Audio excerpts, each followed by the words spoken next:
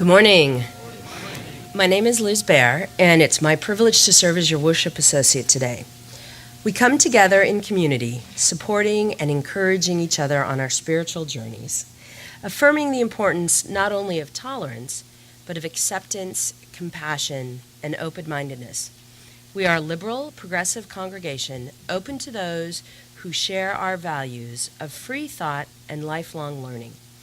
We welcome you without regard to race, creed, age, economic status, physical ability, gender expression, or sexual orientation.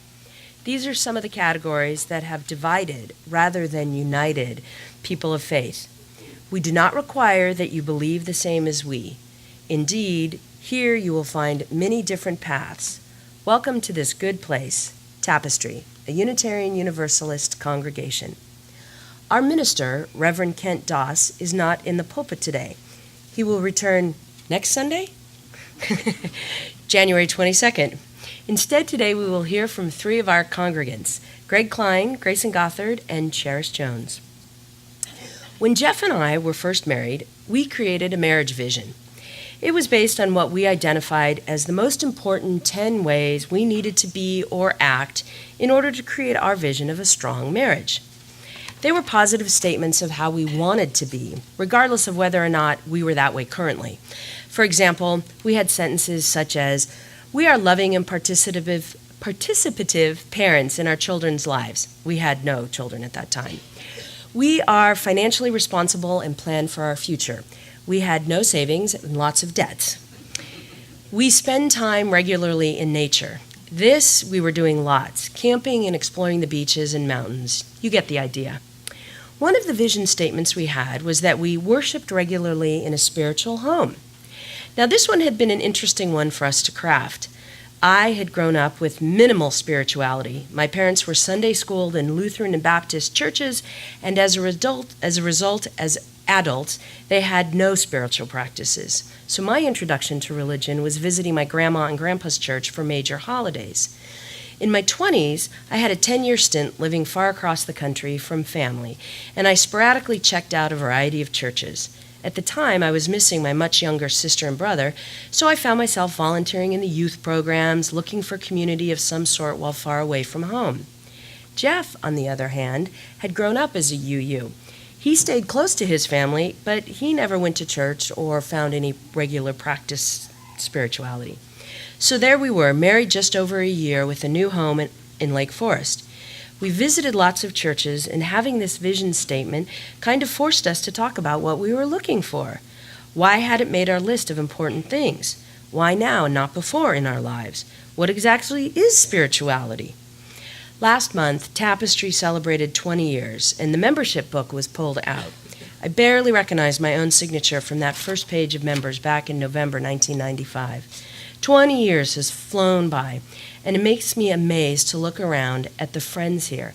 Some we've known all 20 years, and some we've just met. Communion has been this month's theme.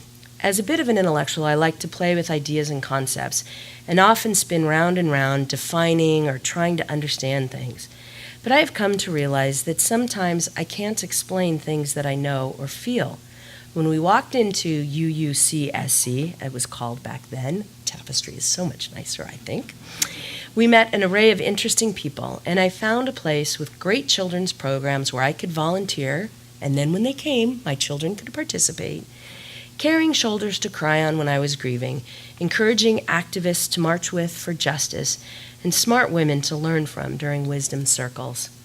Communion to me is about coming together and learning from others, and creating a time and space to just be together, or sometimes do things together. Whether it's been gathering here in this space, or meeting up to visit detainees, or cleaning up beaches, Jeff and I have been blessed to have carried out our vision for 20 years. We have had a spiritual home. Thanks to all of you. Now, would you please take a moment to turn off mobile phones or other devices that might be disruptive to our worship time together? Feel free to check in on Facebook. Feel free to move up front. You know, the minister's not here. We're going to cut it up a little bit differently. Come on close. Feel free to check in on Facebook before you silence those devices. Also, to help maintain a contemplative atmosphere, please hold your applause until after the postlude is finished and the service is completed. If you're new, we invite you to stop by the greeters table to pick up an informational packet, and we invite everyone to join us after the service for refreshments served out on the patio and conversation. We heartily welcome everyone, so now please extend a greeting to those sitting near you. It's great to see everyone connecting with each other. You can continue your conversations over refreshments after the service. Announcements. We have some exciting events coming up at Tapestry. January 10th from 11:30 to 1, Solutions to Climate Change will be here. Solutions to Climate Change is a nonprofit, nonpartisan, grassroots advocacy organization focused on national policies to address climate change. And today, when we have our time for gifts, if you'd like to make a direct donation, please feel free to do that. And half of the cash today will go to them. So we want to make sure folks knew that. Our various groups and events reflect our vision of being a transformational home for liberal spirituality and a dynamic community leader in Orange County and beyond. And now I would like to invite Summer, Jacob, and Judy Tracy up to light our chalice. They will light our flaming chalice, the central symbol of our Unitarian Universalist heritage. Our flame is a symbol of transcendence, truth triumphing over the forces of superstition and fear. Our circle proclaims that the earth and all its inhabitants are one, and from the common container of this chalice, we share the warm welcome of our beloved community. Please join me in saying, I didn't see any celebrations or concerns in the basket that were there, but as we know, many of us have things that are heavy on our hearts, and the candles that have been lit, clearly there's things in people's minds and thoughts. Oftentimes this time of year, while a joyful one, can be sometimes an especially troubling one. So everyday sorrows and celebrations are experienced in the life of our community and beyond. Please join me in the congregational response printed in your program. For your sorrows and concerns, may you feel compassion. Oh, am I reading the wrong one? Sorry. Let's start that again. For your joys, we join you in celebration. For your sorrows and concerns, may you feel our compassion. For all that is spoken and unspoken, may the caring of our beloved community sustain you. I am very pleased to introduce Karen Magoon-Pearson, our Interim Director of Religious Education, while our Director, Caitlin Riva, is on maternity leave. Karen is excited by the opportunity to work with us. She served last year as the interim DRE at Orange Coast UU Church, her home church. Prior to that, she was involved as a church volunteer, including coordinating the young adult program, serving on the board, facilitating covenant groups, and singing in the choir. She was also part of planning the PSWD Young Adult Camp this past summer, and some of you may recognize her from All Camp Church at DeBenneville, as she's been there several times when Tapestry and Orange Coast shared a weekend. Karen will now present our Time for All Ages. Today we're going to be talking about Kwanzaa because the service is about special meals, and a special meal is one part of Kwanzaa. So I'm going to pass out some candles if you guys want to help out while we're reading our story.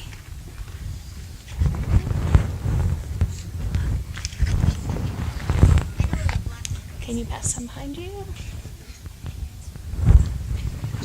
Want to try one? Can you pass one back there too, somebody? So I want to thank Liz, our worship associate today, because she shared this book with us. This is a tradition that her family celebrates. So this book is called My First Kwanzaa by Karen Katz. Good name, because my name's Karen too. Hooray, hooray, it's time to get ready for Kwanzaa.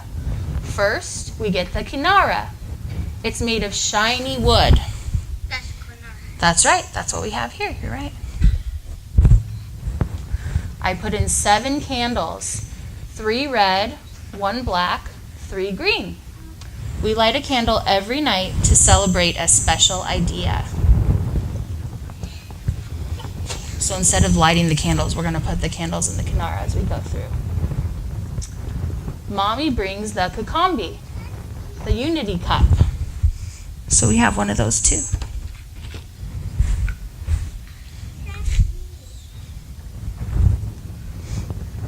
For each child, we place 1 ear of corn, called mpindi, on a straw mat. It's my hair. Try to keep it back. Would you like to lay the straw mat out for us, Jacob? My brother adds apples, yams, nuts, and squash. The fruits and vegetables, mazao, remind us of the end of the harvest and the beginning of the planting season. Just like in Africa.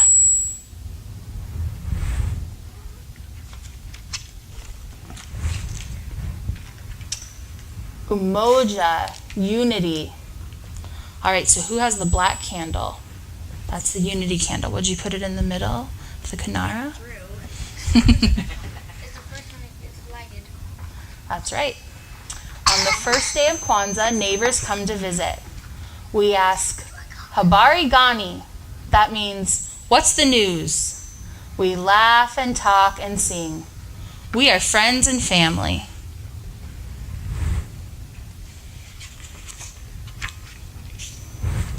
The second day is Kujicha Kulila, self-determination. So can somebody add a red candle? Thank you. Put it on that side. Thank you very much. On the second day of Kwanzaa, I asked Mommy to braid my hair in a fancy African way. It makes me feel proud.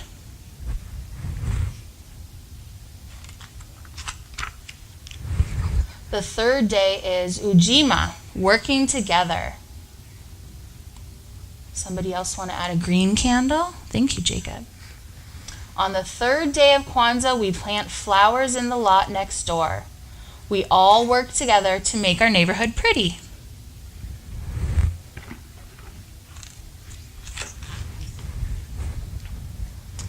Fourth day, Ujama, helping our neighborhood grow.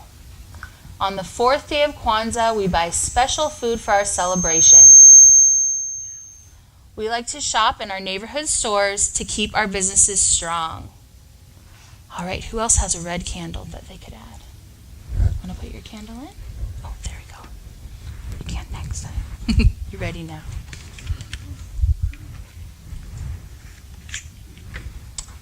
And the fifth day is Nia, purpose. On the fifth day of Kwanzaa, I dream of what I can be. Someday I will be an African dancer, like my Aunt Tasha.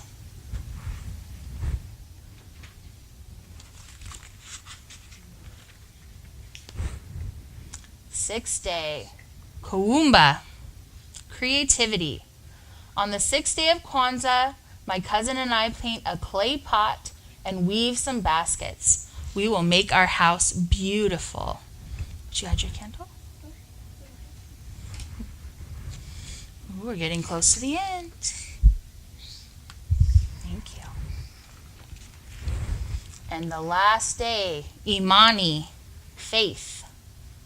On the seventh day of Kwanzaa, we light the last candle to show our faith in ourselves, our family, our future, and our past. Put in the last candle there. Thank you.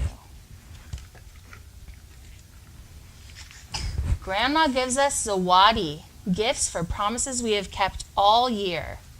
A handmade doll for me and an African shaker gourd for my brother. At last, it is time for the feast. It's called Karamu. Friends come over and everyone cooks delicious African food. The house smells so good. Spicy chicken and sweet yams. We all take a sip from the unity cup. and share our wonderful meal.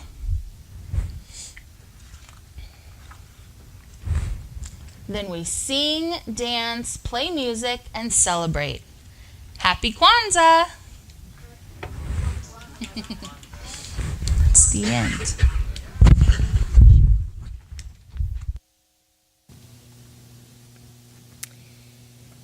And now we will hear from meaningful people in a congregation about a meaningful meal. I would like to invite Greg Cline up.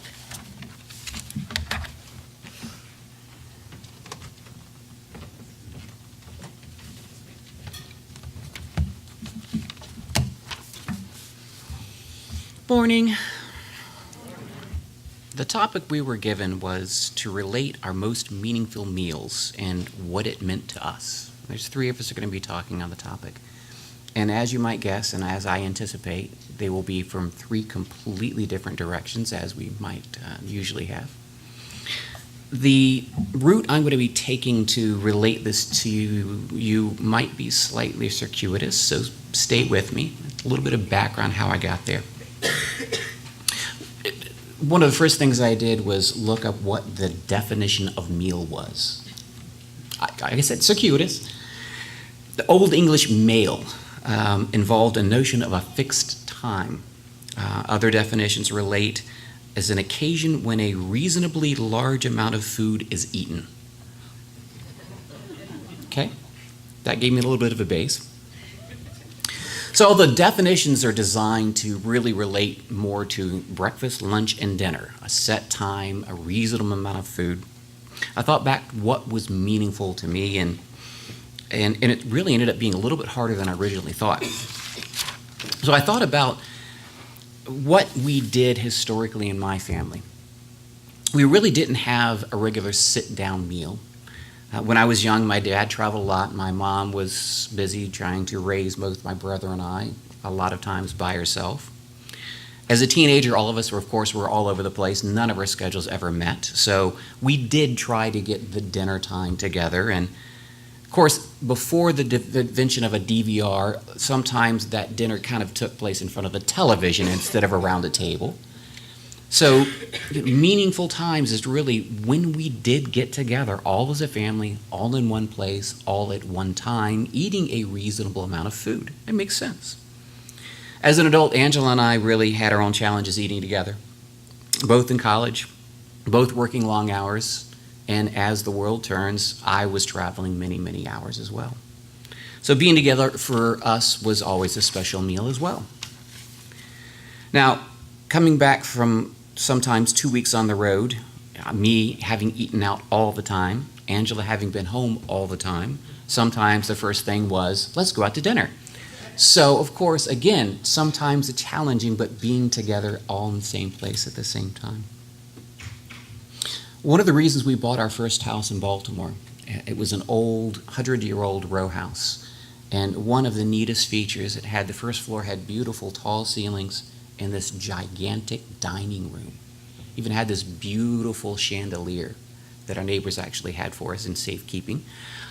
So one of the first things we said, this is beautiful. This is a place we can have everybody in one place at the same time. And as you probably aren't too surprised, Angela and I shortly thereafter started a commune of sorts. This is a 4-bedroom house that we had bought. Beautiful large house, five, you're right, 5, sorry. And way too large for us. So, of course, very shortly after that, Angela starts bringing home strays. So we would have people, we were renting out rooms to friends, to family, to visiting professors. We always had a house full of people, which again meant you had no idea who you were having a meal with from day in to day out. It was whoever was there and showed up at the time. So that led us to really, I think, what is one of my most meaningful times, one of our first Thanksgivings in that house. Angela and I were so excited. We had our own first house. We had this beautiful house. We had this beautiful dining room. We'd gone out and found the consignment shop dining room table that fit 10 people. It was fantastic. My parents came. Her parents came. Her mom baked almost as many pies as there were people. We had the people that were living with us in the house, and anybody else we knew that had nowhere else to go or were so far away from home that they didn't have a chance to travel. We had the entire place packed with people. Our dining room was filled. We ate, we talked, we told each other what we were thankful for. That was Angela's idea. Took a while, but everybody really came together, and it was thankful for being in one place at one time. So my favorite memory, at one fixed time, with a reasonably large amount of food in front of all of us, we had a meal together. Thank you. And thank you. Now, Grayson.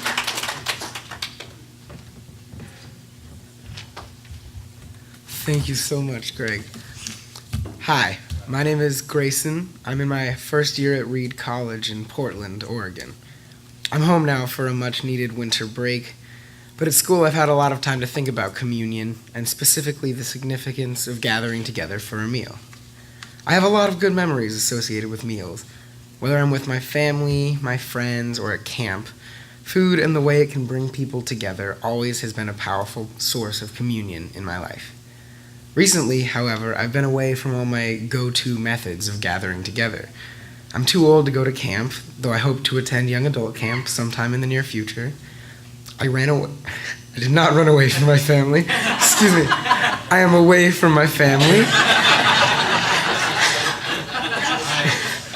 And my friends are spread across the country at various schools and jobs. I've made some new friends, but there's also a special group of people I encountered my very first week on campus.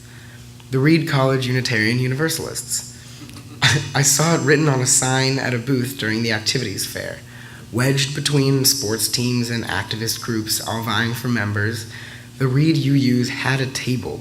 Not only did somebody know that Unitarian Universalism existed, there was a club for people to get together and talk about UU things. Of course, I signed up right away. The first few meetings were sort of casual. We would light a chalice, and the leaders picked out some readings related to a theme, and we would usually have a short discussion of our thoughts about the theme. Eventually, our talks got more intense, and we sort of began to bond as a group. Right before fall break, we decided to make a spaghetti dinner all together, and that was really when we started to come together. It took forever. We didn't eat for 2 hours because of all the setbacks. First, we didn't have knives to chop vegetables since, we're all college students, so some of us had to go back to our dorms, and we ended up with a sort of random assortment of chopping instruments that were not sharp. Then we didn't have enough plates, so I had to run back to grab some that my parents thankfully sent me in a care package. Finally, with our mismatched table settings and close to 2 pounds of spaghetti, we all sat down and ate. The undercooked homemade bread tasted almost better because we all joked about how much better it could taste. Although, actually, it wasn't all that bad, and since nobody else seemed to like it, I gotta have a whole half a loaf to myself. So, The only problem with the spaghetti dinner was that there were 7 or 8 of us in the UU club, and there was easily enough pasta for 15 people. Long after we finished eating, we sat at the wooden table in a dorm kitchen, laughing and relaxing after a long quarter of the school year. The 2 leaders of the group, both seniors, described their theses and talked about what it was like to be at that school for 4 whole years. As we talked, I began to realize that even if we already sort of knew each other, we'd all gotten closer as a group during those few hours. We've continued to meet since then, and occasionally make food. The leftovers always go to other hungry college students. Most recently, we left an assortment of handmade and hand-decorated cookies on a snack and coffee table specifically dedicated to getting students through finals. After that first spaghetti dinner, I realized that my extended UU family helped me integrate myself into my school socially and gave me a safe space where I feel supported by compassionate and affirming individuals. My other friends at Reed are great, really, but there's nothing like meeting with a couple of UUs on a Friday afternoon and sharing our thoughts and just decompressing after a long week of studying. Especially during the too many instances of grief and tragedy that have happened in such a short time of me being there.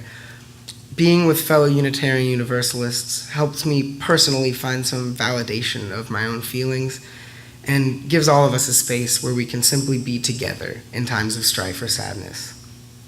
I also truly believe that the others in the group felt the same sense of togetherness I did, and through the gatherings we've had, we've grown closer as a group. We've gotten to know each other so well, in fact, that the leaders of the group felt comfortable asking some of us if we would be willing to step up and take on some of their responsibilities as they finish up the year. So I also am very grateful for how these meals have expanded our relationships to the point where I not only feel comfortable trying out a leadership role, but my involvement in the group seems welcomed and encouraged. Though it's not 100% official, it seems like I will be one of the co-leaders of the Reed Unitarian Universalist Club starting next year, which is an exciting, if not slightly terrifying prospect.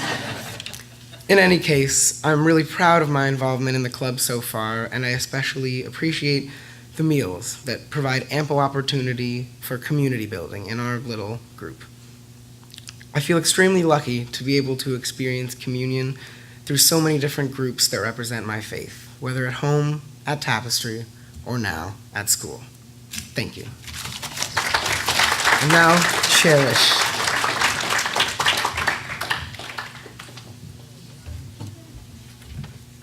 Thank you, Grayson. People who love to eat are always the best people. Julia Child said that. As I thought about what the meaning of food and communion meant to me, I knew right away. It was not the obvious, amazing holiday meal with extended family that is so often thought of. We did grow up with those normal, traditional holiday meals, and we still do have those today. They are wonderful, and I am, of course, grateful that we have family loving enough to be around us for the holidays. But where food and communion really strike home to me are in two different ways. The first is my love of baking. I learned to bake as a child from watching my grandma and my stepmom, both of whom taught me the various recipes, techniques, and more importantly, that love is that special ingredient. When I was 21, my grandma wrote me a letter, which I have framed on our wall, that congratulated me on my engagement to Brett 16 years ago next month. In it, she wrote in her very shaken, handwritten script how important it was to keep him happy. He, of course, reminds me of this often. She continued to write that this most importantly was shown through cooking. She made sure her point was driven home by willing me her lifelong collection of cookbooks and Taste of Home's magazines, that she made sure did not expire, well, long past when she expired.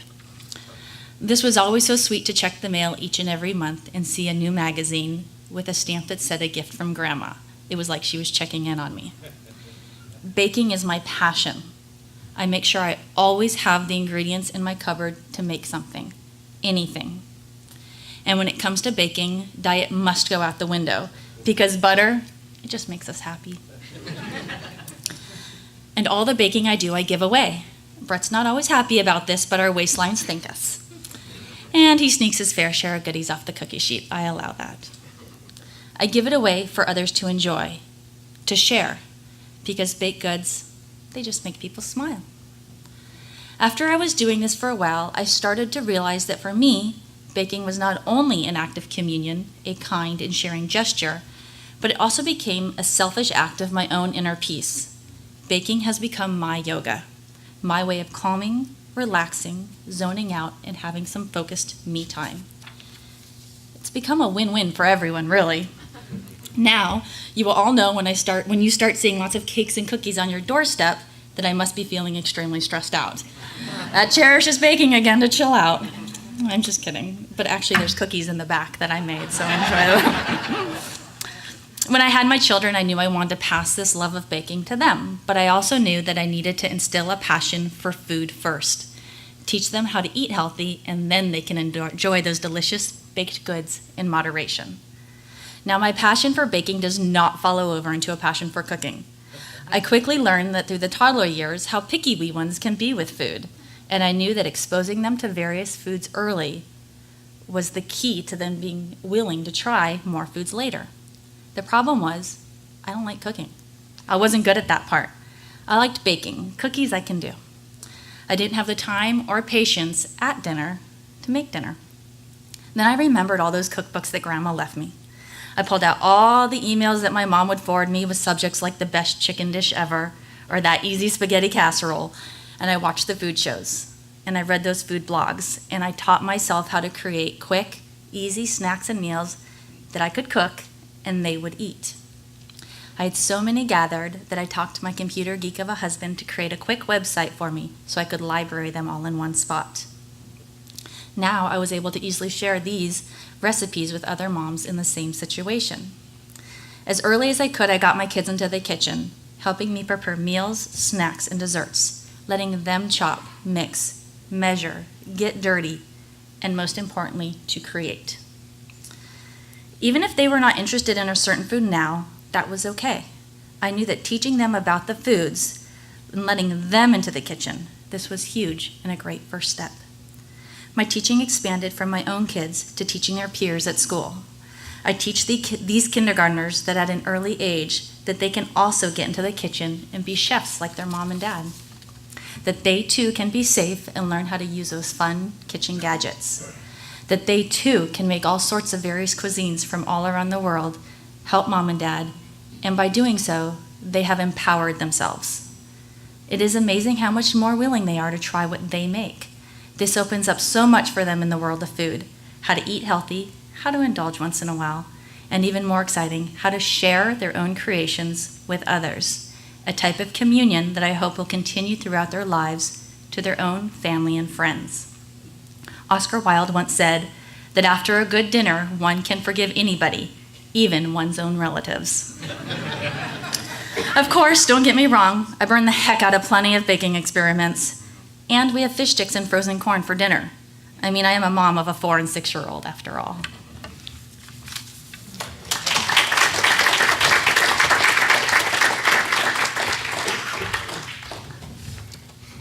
I just love hearing what you all have to say. Thank you, Greg, Grayson, and Cherish, for sharing that. We extinguish this flame, knowing the light remains in the warmth and compassion of our hearts until we are together again. Our closing words are by Susan Carlson. We leave, blessed by our connections to one another, to the Spirit of life. Walk lightly, that you see the life that is below your feet. Spread your arms as if you had wings and could dance through the air. Feel the joy of the breath in your lungs and the fire in your heart. Live to love and be a blessing on this earth. Amen. Namaste.